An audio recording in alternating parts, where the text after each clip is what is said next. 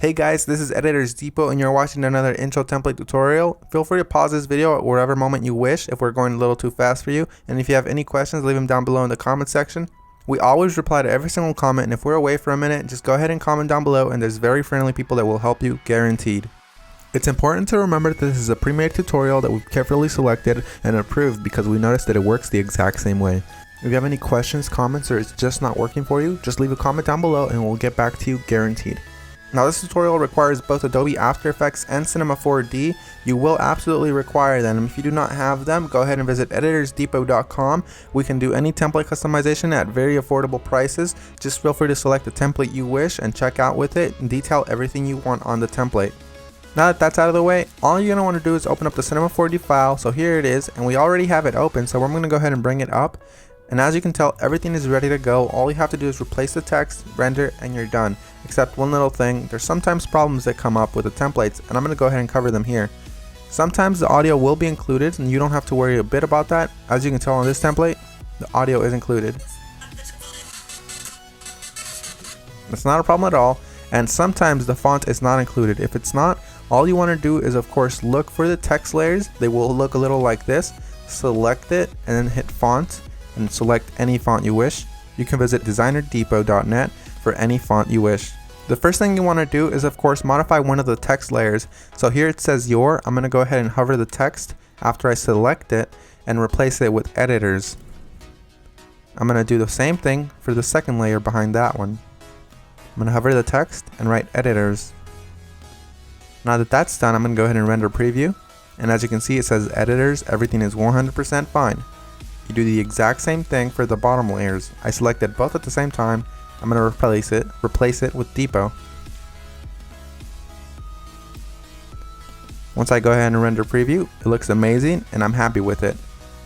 I'm 100% happy with the colors because it's red and Editors Depot is red, but if you're not happy with the colors, you can simply come down below, double click it, and make any modifications you wish, whether it's make it green, make it blue, or blend it all together and make a little purple. I'm going to go ahead and keep it this way, and I'm going to go ahead and go to my render settings now. Once you're in the render settings, you're going to want to make sure that your width and height is set to 1920 x 1080 if you have a very good computer or decent computer and you have time. If you have a slow computer and you probably don't have that much time, you make sure you set it 1280 by 720. You want to make sure you tick all frames, and then you go to save. You make sure it has a PNG sequence for a faster render that does not reduce quality at all.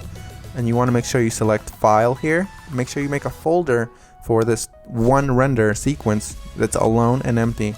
Mine is template render, and I'm going to name my every single sequence render. You close that and you begin the render. While it finishes rendering, I'm going to go ahead and open up my Adobe After Effects file and go ahead and get started with that for you guys. As you can see, that says that there's two files missing, so I'm going to go ahead and find them for my computer. So I'm going to wait for it to load, and as you can see, it says here that the audio is missing. I'm going to go ahead and double click the file, and I'm going to find it for the computer. It should be included in the template, and if it's not included, we're sorry and we're going to do our best to try to help you, but if it's not, you can go ahead and include any audio you want. As you can see here, it's not included, so I'm going to go ahead and just drag in one of my copyright-free files that I have in my library. You can use the one that we're using for this tutorial. Another really quick tip you can actually follow is just close this, right click the file, and go to rename. You can actually copy the entire name if it still has the original name of the song. Then you go back to YouTube, you paste that there, and you download the file from there. You want to make sure it's copyright free and you're not breaking any laws though. Once you've gone ahead and replaced your song, you're going to want to go ahead and replace the other thing that was missing, which is of course the PNG sequence. It might be a PNG file, .png, or it might be an MP4 file, or anything within those regards, like QuickTime for example. You're going to go ahead and double click it and replace it with your render sequence. I'm going to select the first frame, scroll all the way down just to be safe, and select the last frame. You want to make sure you do the same thing, all while holding shift, so it selects every single one. You make sure you tick on sequence here where it says PNG sequence. You should have that option for Windows as well. You hit open and it will import every single one, and it'll make it look like a video. That makes your render much faster and it looks the exact same.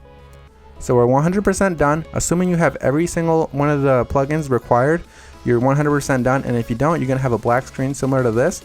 But if you do have a black screen similar to this, you're going to just want to make sure you troubleshoot it by turning off or turning back on whatever adjustment layers might be messing up your entire video.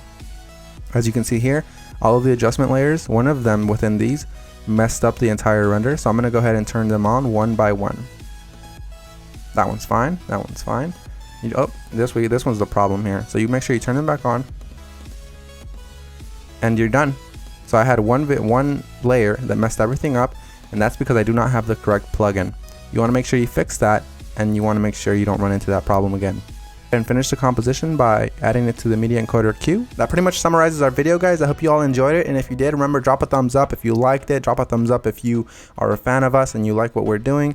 And guys, we really appreciate every single one of you from the bottom of our hearts. We really appreciate every single one of you guys, whether you're liking this video, disliking, or you just left and you didn't even watch this tutorial, guys. Hope you all have an amazing day, and as always, this is Maurice. Visit EditorsDepot.com for any customization of templates, and have an amazing day. Take care, guys.